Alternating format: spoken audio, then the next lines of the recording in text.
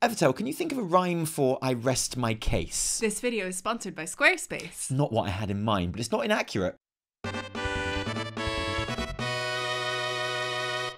A very special video today. We've noticed recently that a lot of people have been very down on Shadowlands. No. Yeah, they have. You don't say. I've read that Shadowlands is the worst expansion ever made. I feel like some of this criticism of Shadowlands, whereas in many cases, the majority of cases, it is fair and it's good constructive criticism, I feel like we have lost sight of the fact that I believe, personally, that Shadowlands is a really good expansion. In fact, I would go as far as to say that Shadowlands, at this stage of the expansion, ranks among some of the very best expansions, and I intend to make the case to you right now to prove that to be the case. And as you can see, Evitel has come dressed today as a judge. We are missing a powdered wig, people in the chat. However, we've thought of that. We didn't have time to actually get one, and also they cost like £1,000. so expensive. This is about as good as we're gonna get today. Yeah, unless we decide to execute Shadowlands at the end, in which case you'll have to put a black one on. Oh, is that how it works? Well, I think they put like a black cloth over. Yeah. Evitel will be the judge and the mediator of this. I will be putting forward the case for the defense. You guys in the live stream chat, you will be judging whether Shadowlands is okay or a big pile of dog shit. Well, right at the very end. It is one or the other. I hope to make the case to you right now, Your Honour. You don't have to keep that on your head the whole time. Oh, thank God. You'll get really, really hot. Oh, thank God. I'd like to very much put forward a case for the defense. Twitch court is now in session. The Twitch court is now in session. Ladies and gentlemen, in my defense of the expansion Shadowlands, there are some things which I will not be bringing up to the defense today. Such as? Such as Exile's Reach and the new Chromie Time leveling. Okay. And the reason for that is because although it was added in Shadowlands, and it is technically a Shadowlands feature, it's not something which we are really going to end up associating with the expansion, okay? This is like, an architecture change. It's going to be here long after Shadowlands is gone. Exile's Reach, I'm not going to be bringing up for the defense, even though it's brilliant, by the way, and even though the new Chromie Time leveling is really, really good as well. Same logic goes for the new customization options. Okay. Again, a really major feature, something which we all enjoyed at the very beginning of Shadowlands and beyond, but again, it's going to be something which is in the game, it's going to be added to, throughout other expansions as well, and it was a major overhaul. I'm not going to count it as an exclusively Shadowlands feature. I take your points on board, and I accept them. Is that correct judge speak? That's very good judge speak. I don't know what judges do. As part of my defense, I do not wish, Your Honour, to deny that there are bad things about Shadowlands. I do not wish to deny that there are things we wouldn't all change. I don't wish to deny that there are criticisms of the expansion as a whole, and I wish to present some of those to you right now in the interests of having a fair and balanced argument. Go on, Mr. Defendant. Thank you, I will. First of all, obviously, conduit energy. That sucks ass, doesn't it? Yes. No, sorry, I'm not judging. I'm sorry, Thank you for your impartiality, Your Honour. Yeah, I am completely impartial here. Please continue, my People friends. in the chat are literally booing just at the sight of conduit energy, and you know why? Order. It sucks ass. Why is it in the game? We don't know. Could we get rid of it and be, perfectly happy? Yes. Does it only cause distress and horror? Yes. Is it worthy of, the importance that it's been given in its criticism of Shadowlands? I'm not so sure, but there is no doubt it does suck. It is rubbish. The loot drop rates in both Raid and Mythic Plus. Now, when the game went live, drop rates in Castle Nathria were too low. I remember saying on the weekly reset at the time, it would be better if they increased drop rates by 1 per kind of 5 players. That's what they ended up doing. They did, that is correct. I feel a bit stupid complaining about it too much because they did exactly what I asked them to do. What are you even complaining about? I know a lot of people don't. The opening more scenario and the fact that you can't skip it on alts. That is objectively bad. You're coming to a lot of judgments very early on. The scenario itself is fine. It's definitely not up to BFA or Legion levels. If you compare it to, and something we will be doing here, I think it's very valid to compare Shadowlands at this stage of the expansion to other expansions as well. I think if you were to compare the opening scenario and the pre-patch for that matter to Legion and BFA, it wasn't as good. And the fact that you have to, when you get into the cave with Thrall and Jaina and they just do all that talking about the jailer, which you can't even go away and have a cup of tea or a wank and then come back because you have to click on them at various points to keep it going. That is cruel and unusual punishment. That is. Torghast! Now, this is a tricky one. I'm putting it in the prosecution because, like it or not, I don't think any of us can really argue that it hasn't quite worked. Whatever potential Torghast has got, it hasn't reached it. And I feel like Blizz clearly don't quite know what to do about it. People in the chat are saying Chorghast. They're saying Borghast. I see a Snorghast. Personally, I think that the main problem with Torghast is that, which is what I predicted before the expansion came out, was that Blizzard felt that they have to have like in-game power rewards attached to it. In fact, you could argue that the most important in-game power grind in Shadowlands is connected exclusively to Torghast, which gives it like a mandatory feeling that I really don't think Torghast needs, and which Shadowlands as a whole, and you will see this me bring this up in the defense, is otherwise almost entirely absent of. The fact that crafting is still terrible. Oh. Now, again, I feel a bit bad making this exclusive to Shadowlands because it's been the case for many an expansion now. In fact, you could put quite a good argument that crafting, because of legendaries and because of the way we craft legendaries, crafting is actually more important in this expansion than it has been for a couple of expansions. Is it in any way interesting? No. Scheduling. Here is my famous graph. I would count this as the biggest problem with Shadowlands, and we will come back to it later on. This chart shows that 9.0 is the longest opening patch in World of Warcraft expansion history. It's now longer than both the opening patch of the Burning Crusade and the opening patch of Wrath of the Lich King. It's by far the longest patch in World of Warcraft history. What that means is it doesn't matter how much fun is in 9.0, it has to last so much longer than any other opening patch. So of course you're going to get bored of it. Of course little things are going to seem bigger and more important. I'm certain that's why we have talked about conduit energy so much. It means also that when new content comes, it feels more underwhelming than it would if it had come earlier. Let's all think back to World of Warcraft Legion. The opening patch of Legion was 56 days, 6 weeks. That's a quickie. The excuse is very obvious. What would you count as the excuse as to why this patch has lasted so long?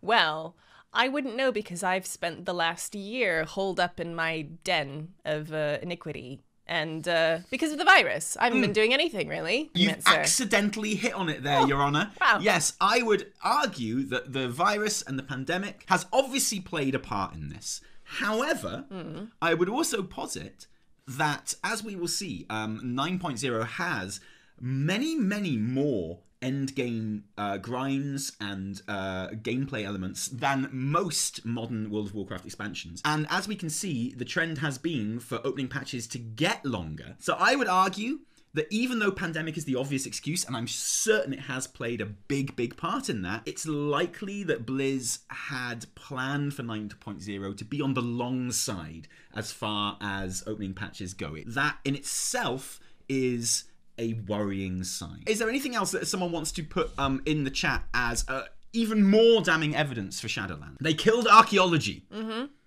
I mean, that's definitely true. Lackluster city hub. Oh. What do you think of Oribos, Your Honor, as a main hub? What do you feel about that? Well, if I had to make a judgment, I actually don't mind it. I mean, it's boring. It's a circle with little circles coming off of it, which is really not exciting, but it makes it easy to get around. I don't think of it as a city. I think of it as kind of just an in-between place, really. I see it as a motorway service station. Yeah, exactly. I see it as somewhere I pass through. Yeah, but is that really what you want from your hub city, honestly? If you've got out the anima rewards, pets, mounts, and armor, then losing them after a swap is a major frustration. Okay, S. Zebra, here's an improvement that I would definitely suggest for the Covenant system, because overall I think it works. However, what I would do is I would make Covenant progression for individual covenants account-wide. So say you join Kyrian and you unlock like your level 3 mission table and your level 3 transport network. Any alt that then joins Kyrian, that should already be unlocked. Should have all of those things. I think that works from a story perspective. That's the change I would make to covenants. I agree with that. To improve them. Yeah, someone's done all of the work already. Those things have been built. You should be able to go and enjoy those things. And that's a convenience thing, but I think that would be good. Overall, that's quite a small thing, really. I think overall covenants work. I will not be discussing pet battles at all in this just so you know. Objection! A defense of Shadowlands. And basically, this is going to be a whole bunch of things I just really like about Shadowlands, which I think are just worthy of praise in general. Okay, you may commence the defense. Thank you, Your Honor. Exhibit 1, leveling and story. Leveling in Shadowlands took a new approach compared to the last 2 expansions, BFA and Legion, whereas those expansions introduced a new scaling system whereby you could go to any zone you liked, at any point you liked, and the content in that zone would scale to you, which in Legion was super exciting, don't get me wrong. I would have actually counted that as like a plus about Legion. The story and leveling in, the first 10 levels of Shadowlands, I think really benefited from linear progression. What it did was it allowed the story to be delivered much more succinctly, but that's not the only good thing I'm going to say about the leveling, because I think that Shadowlands leveling actually did an amazing thing that hasn't happened in a modern WoW expansion at all. And that is its focus on story campaign quests and the very clear way that it defined and showed us which quests were linked to the main campaign and which we needed to complete to progress. Actually, what it does is it creates this incredible scenario, which I really, really appreciate about Shadowlands, where when I've gone through on my main character and I did these quests, when I got to max level, there was still not only loads of quests in every zone that I hadn't even got near or touched, but there were huge swathes of the map that I hadn't even seen. So there were still huge parts of each zone that you hadn't seen. And what that actually achieves is it retains that leveling sense of exploration and discovery, something which I think we all really love about leveling. And it actually retained that feeling for weeks after you actually hit max level. Every time you went to a new zone to do world quests or whatever, there was still a load of side quests that you hadn't done that you could do for rep. It meant that when you went back in Threads of Fate, there were loads of side quests in each zone that you hadn't done on your main, and you could do those to progress your new alt that you were leveling. It meant that in the Covenant campaign quests, it could send you to parts of the map that you'd never seen. My main is Venthyr. I spent most of my time in Revendreth doing world quests and doing the side quests around there. And it wasn't until I got to like week 7 of the Covenant campaign that they just sent me to this new part of the zone which had all Maldraxi people in it. I'd never even seen it before. So as I went over the brow of the hill, like there was a genuine surprise. It was like, whoa, the Maldraxi are here. This is crazy. Yeah. And I think having like that sense of exploration and discovery and still finding new parts of the zone like that far into the end game is something that is only enabled by the way Shadowlands approached its leveling and its questing campaign, and it's something that no other expansion in recent times has had. And I think it's definitely something that Shadowlands deserves credit for. And can I just say, this is such a basic quality of life improvement that I literally forgot that it was a new feature in the game, because this should be standard in any game which has a main story quest and side quests. You need differentiation between the two. That's very, very clear. What's Exhibit next? 2, Renown. This is a defense. It is a defense. All right. And I'll tell you for why. In terms of story, which is what I'm talking about here, for me, Renown is the best way that modern WoW has found of delivering its main story over the process of weeks. Now, lots of people will call this time gating. And I'm okay with that. Like, if you're saying, like, there'll be a new story quest each week, I'm not really sure if that's time gating. That's just, like, a schedule. Right. Like, time gating is where you go, hey, you need to get to max rep with this faction to unlock flying, but you literally can't do that, not before 2 weeks. I'm only talking about story here, because I would agree with the criticism that there might be problems with adding player power to this. Rows of soulbinds unlocking every week, you could make an argument that that's just, it shouldn't be connected to Renown, and there should maybe be connected to Reputation or something else that you can grind as much as you want. However, from a story point of view, I think it's probably the best way that modern WoW has found of delivering like a continuing story. And furthermore, since we're on story, I would argue that the Covenant campaign quests far surpass the war campaign of BFA. What happened in the war campaign? Oh, can you remember, Your Honor? No. Well, I rest my case. There were literal chapters of the class order hall campaigns that were sending people on mission table missions. Right. And waiting for them to come back. The Covenant campaigns themselves, I think, were really awesome. Every single chapter was between half an hour, 45 minutes long, with some major lore. Now, obviously, some were better than others. In my opinion, the Kyrian one was absolutely top-notch from start to finish. Every single chapter of that. Such a good one. Absolute banger. Such a good story. The Arden Wheel sets up some action for like years to come as well. But generally, I feel like the cast of characters, the actual story happening, was just really good storytelling. The fact that there are 4 different ones to go through as well, on your alts or what have you, or on your main if you just want to swap and go through them all. Each with a really distinctive character. Was brilliant, totally. Can you just please clarify that you'll be sending me these materials once we're finished? Just because this little nipple shot is killing me. You may continue. Thank you. Exhibit 3, maybe even 4, depending on how you're counting this. Legendary crafting. Now, there is something which people don't like about legendary crafting, which we brought up in the prosecution at the beginning of this video, and that is its connection to Torghast. And that's an absolutely valid complaint. As you know, I agree with that.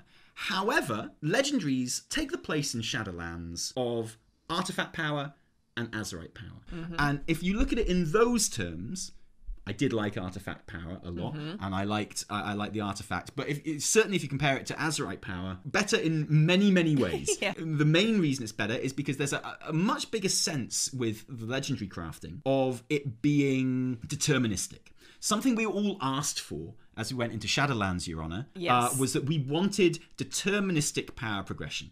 Yes. In Shadowlands. Like, we got that with PvP vendors, which is its own thing, and we got that with legendary crafting. If you compare it to the Azerite system, or the legendary system in Legion, which was completely RNG, don't forget, then it clearly far surpasses those. And having the main power progression system be to craft legendaries, i.e. to craft gear for yourself, like, you've made it after 4 weeks. Exactly. You know, and then a couple of weeks into the new patch as well. Now, and having that cap of like 1 legendary, absolutely, it means that you're not constantly like stressing about getting literally everything that you can. The criticism I would give to legendaries is obviously that it's linked 100% pretty much after you've got the initial memories and stuff to Torghast, which we've already discussed as part of the prosecution, and the fact that basically for most classes and specs, and obviously there are exceptions to this, for most classes and specs, you're looking at maximum 3 legendaries that you actually want.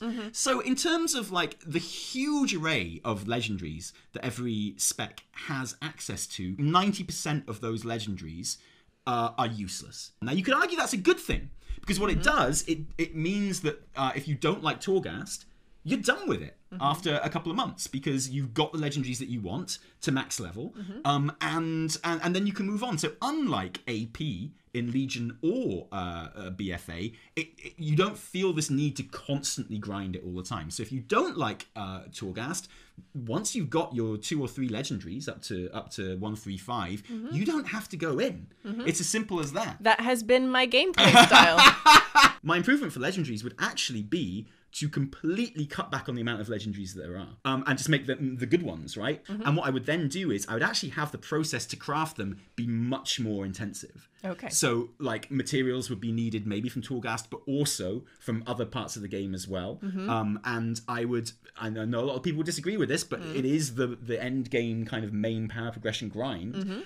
I would have them take longer to craft, but not as many of them. But I think overall, crafting your own legendary and that being your progress, and something which you're feasibly done with, and that you can then leave and not work in Torghast for getting Soul Ash anymore. Such as I have. I think that's a vast improvement on the endless grinding of AP on both Legion and BFA. So that's why it's in the defense. Prideful! Oh! It's brilliant! It's a really good fix. It's really fun. It doesn't make me angry. No, exactly. I think the 7.3 affix was really good. I think Prideful is really good. I just think it's really good. Like, the way we approach dungeons in the next patch will be very different through the lack of Prideful. There's an argument that at this stage, and again, this is because the patch has gone on so long, kind of routes through dungeons are so set now, because everyone's worked out the absolute optimum ones, and it's kind of like, if you're not doing that, you're not doing it right. Doesn't bother me. You have to get Prideful at the exact right time. Otherwise, yeah, so it's putting a lot of pressure on tanks. I think most of the community would agree with me that Prideful is an awesome affix. And while we're here, I'd like to put in a good word for the dungeons in general, which I think are really good as well. Well, I got Keystone Master this patch, which I did not get in BFA at all. Yeah, exactly. So, like, I genuinely like them. And I feel like I'd still like to get rid of Tyrannical and Fortified. The Great Vaults. Now, again, this is something that has got a lot of criticism in Shadowlands, and I think unfairly, because I think in terms of how you reward Mythic Plus in your weekly vault, and in terms of actually just rewarding you for farming like Raid and doing PvP as well, I think like the Great Vault is fantastic. I don't think anyone could argue that the Great Vault isn't a massive improvement to the weekly chest in Legion and BFA. Well, it gives you choice, well, for exactly. It gives you loads more choice. It encourages you to play different aspects of the game. Yeah, the drop rates in Shadowlands might be a bit lower than other expansions, but in terms of getting optimal gear, it's actually much, much easier. And if you're doing 10 Mythic plus Keystones a week, which a lot of people do, and if you're clearing the raid every week, which a lot of people do, and if you're like just busting PvP every week, which this expansion in particular, a lot of people are doing, then you're going to have like a huge selection of gear that you can be choosing from every week. It's the closest Blizz have come to working out how to properly reward Mythic Plus, because it's very difficult to reward Mythic Plus. It is. As we saw at the beginning of Legion, when the first raid, Emerald Nightmare, was just absolutely obliterated by people that weren't even replacing their Mythic Plus gear with the gear that dropped in the raid, because they were like, why would I don't need this raid gear. I'm already ready to kill everything in this raid, like the first day we step in. I think it deserves praise in of itself, but I think when you compare it to Legion or BFA, and WoD, because WoD had nothing, it's especially good then. Anima. All right, this is gonna have to be good. Hi guys! As you'll already know if you've been following our videos recently, I've been put in charge of building the official Taliesin and Evitel website, which is why I'm very happy to say that we are working with Squarespace. Happy because building a website with Squarespace is so easy, even if you've never done it before. With everything you need for any kind of website, for musicians, designers, artists, restaurants. Tally, do you want to open a restaurant? No. Even gamers. It's so easy to use that even though Tally has been a real diva and rejected all of my amazing ideas so far, each new version of the site I've made has basically been no effort at all. Maybe don't tell him that though, because he thinks I've been in here working hard and not just watching Poldark and drinking gin. Especially useful for us is being able to embed our videos and streams directly on the website, connecting and centralizing all of our social media accounts, and even creating members-only content. So here it is, Tally, our fourth and final version of the website. I'm actually a little bit nervous about this. What do you think? So what's really cool is that this is a place to get all of our stuff in one place. All of our social media, embedded streams, embedded videos, embedded merch. Oh, I like the merch. Embedded pictures of me and you. I'm glad you used such a good photo. Oh, it just went back to me, sorry. This is actually really, really cool. Thank you. You've worked incredibly hard. Thank you. Can you smell gin? No. Are you sure you don't want any pictures of Idris? I'm sure. Cool. Last call for pictures of Idris. No. Not even a little? No. Okay, fine. It's live. Yeah. If we can do it, you can too. Start your free trial today at squarespace.com/Taliesin Evitel or use the code Taliesin Evitel for 10% off your first purchase. You don't have to make an Idris fan site full of pictures of Idris in sharp suits, obviously, but you know, that website's not gonna make itself. Just use our code is all I ask. That's squarespace.com/Taliesin Evitel. Oh, and check out our website, it's live! I would take you back to like all of the forum comments and YouTube videos leading up to Shadowlands again, Your Honor, to a more innocent time perhaps, before the Blood Plague, where we were begging Blizzard to give us a expansion long, optional, non-mandatory grind for minimal power rewards and cosmetics. Right. And I think one of the problems with anima is that people think of it and have been trained to think of it in the same way that they think of AP. Because you get it from the same things that you got AP from in Legion and BFA, we associate it with that, which is doing anima a great disservice. It doesn't help that it is literally AP. Yeah, like anima power. Yeah, exactly. I mean, that's a very good point, that's not unintentional, I think, from Blizzard's side. You are as wise as you are freaky. Thank you, sir. It's the truth. However, I would ask you to think of anima in the way that it's intended to be used, as an expansion long grind. So expansion long, not 9.0, which you can bop if you want to save up for things, or which you can take very slowly and passively, or which you can completely ignore. There are no major player power rewards connected to it, so it's like much of Shadowlands, it's a completely non-mandatory grind, another thing that we asked for. Okay, so there are certain things, there's one reward, I would say, in the Covenant Sanctum, which is good, and that's the transport network. That's one thing that you'd really want. But apart from that, there's nothing. I have approached it since the very start of it being like an expansion-wide project. So I go out, and sometimes when I'm getting close to a new kind of milestone in anima where I can upgrade something, that's when I go out and I actually push for anima. And when I do, it's actually like quite easy to get anima. Well, yeah. I'm just saying. I hadn't even thought about getting any of the transmogs or the mounts or something, because I know I've still got like the rest of the expansion to do that. And increasing your ways of getting anima is part of your character progression for the expansion. So like as your character progresses, like the amount of anima that you're able to collect increases. Like it's an iterative thing, right? Can I raise two small points though? As the judge, may I just step in here? One, I do wish the rewards were a bit cooler. Like, they are just recolors of mounts and... I do wish there was maybe some unique kind of reward. Two, I think human brains are really simple, and when we see something laid out in front of us, you see the whole thing. You see everything you can possibly get. There is no gating here. So you do have the option to just jump in and just push it out as quickly as you can.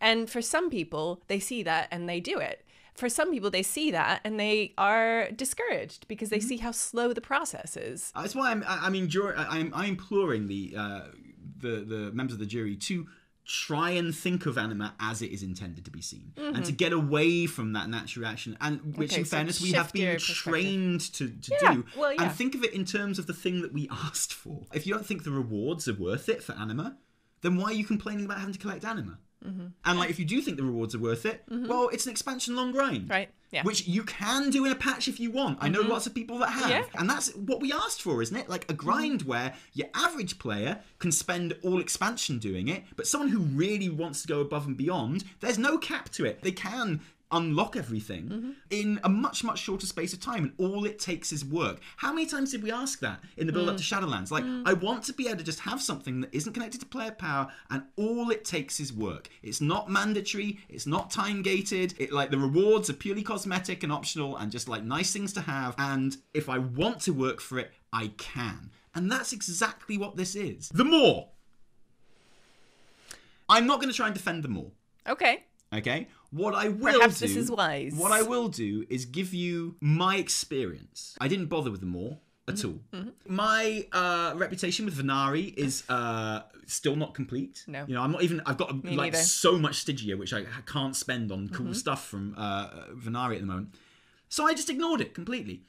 And, you know, I feel like in recent times, I've been going in, like in this content drought, I've been going into the Maw, and I'm actually really pleased that it's there, because I've actually quite enjoyed going in there and doing the Maw now. I did the Twisting Corridors, I got my mount, that makes it, like, I genuinely feel like with all the portals and stuff that I unlock around the Maw, that I am progressing the Maw and making it easier, even like in the very passive way that I've been doing it. And I actually quite look forward to going into the Maw when I log in now, because I've been allowed to approach it on my own terms. The music's amazing, by the way, and the way the story progresses in the Maw as well, where you unlock like the Hold, and then you go to the Beast Warrens. The hunt is awesome. The hunt like, is really I only cool. did the hunt like last week. It's great. And it's so good. Yeah. Like, I was fighting this big dog all by myself, and then the dog went down like into a cave, and I chased it, and I went through the floor. I died like 3 times. But it was brilliant. It was so fun. Yeah. And like, I feel like a lot of the criticism has come from people that weren't allowed to come to it on their own terms. Like people who were in like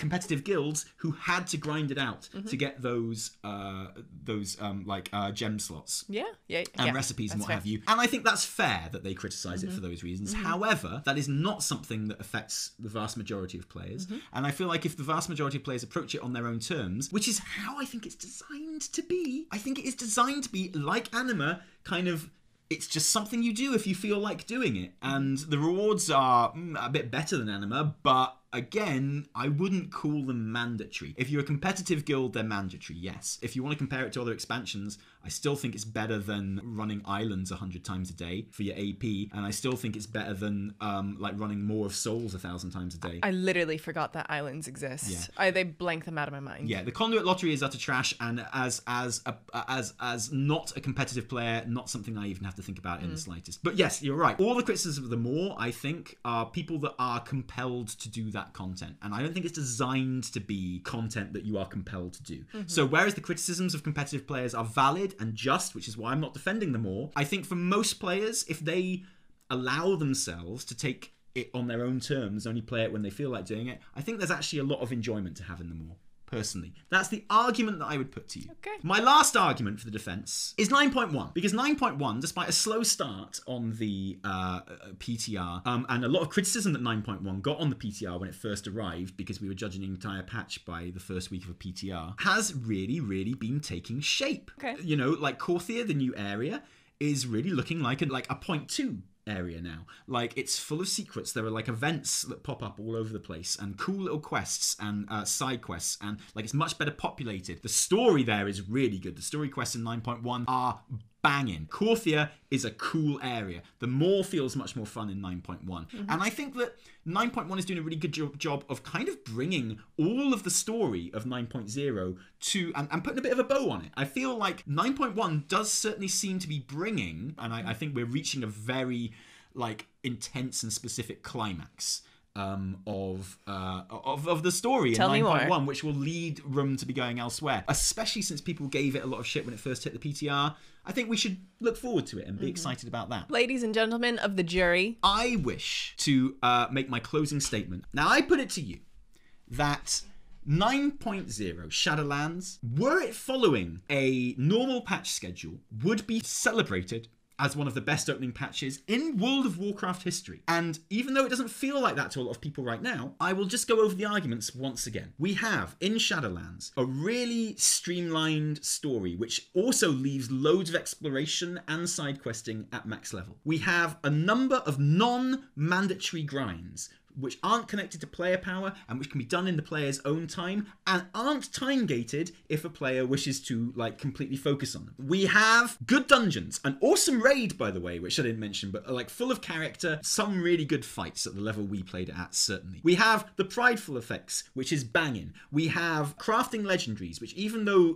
the way that you get the currency for it isn't ideal, the actual concept of crafting legendaries is a massive improvement over other expansions. I wish to, as a closing argument, compare the 9.0 endgame with the 8.0 endgame and the 7.0 endgame and the 6.0 endgame. So when you got to endgame in Warlord of Draenor 6.0, you had a raid.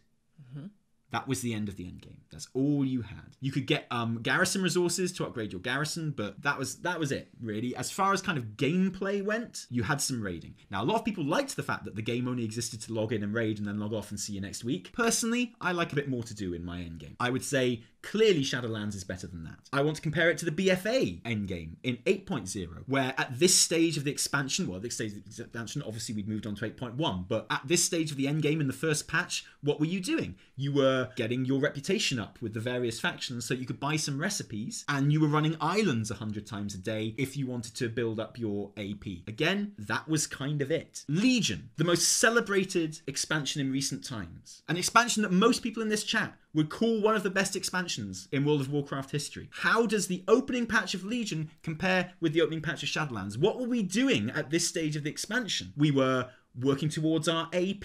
The best way to do that was running the Maw of Souls 1,000 times a day. Maw of Souls was a good dungeon. It wasn't 1,000 times a day better. We were progressing Surima, a reputation system which I would say 60% of the player base absolutely loved, and which 40% of the player base hated more than anything that had been created. Personally, I loved it, so I'd count that as a massive advantage in Legion's case. And legendaries. Like, essentially your day-to-day in Legion at this stage of the expansion was doing emissaries so that you could play the legendary lottery. At this point in the expansion, people were starting new mages, waiting for their first legendary to come through, and if it wasn't the BIS legendary, they were leaving that character and starting a new mage.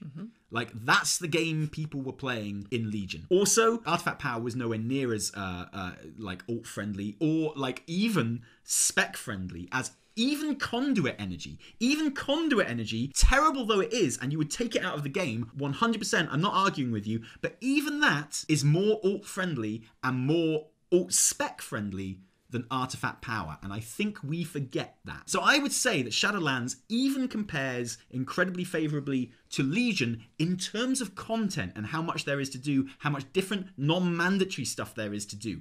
Of course, where Legion absolutely wins, and where BFA wins, and where even WOD wins, unfortunately, is the length of that patch. And I put it to you, members of the jury and judge of mine, sorry, Your Honour. Thank you. I put it to you that if Shadowlands was on a normal patch cycle, and if 9.0 had been around for 3 months, 77 days, maybe even longer, I put it to you that we would be celebrating Shadowlands as a top draw expansion at this stage. I rest my case. The defense rests. My friends, people of the jury, Mr. Defendant, you're looking very nice today. Thank you. Just wanted to point that out. Thank you for your persuasive and eloquent arguments. Oh, Very are we quickly. putting it to the jury? I wish to put it to the jury. I guess what we're asking is, do you agree with my defense? This is an extremely scientific and judicially Absolutely. sound way of coming to a conclusion here. Do you agree with the defense? Put to the court? Nay, do you think it's a load of bull? The ayes have it. The people have spoken. The straw poll has spoken. This is truly how democracy works and how the judicial system works here. The ayes have it. We agree that despite there being flaws, despite it being far too long, Shadowlands is okay. I think that's what we're all agreeing on. I'm right really now. glad we cleared that one up. Ladies and gentlemen, thank you for joining us today for the trial of Shadowlands and its defense. It was glorious to have you here and all the arguments that you contributed. Thank you for joining us. If you liked this video, don't thank us, thank our patrons who give their actual real life money to make all of our videos happen, and the people on our live stream here on Twitch who contributed so vehemently and vociferously.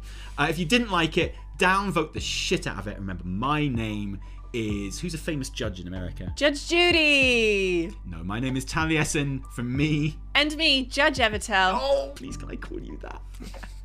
Until next time, cheerio!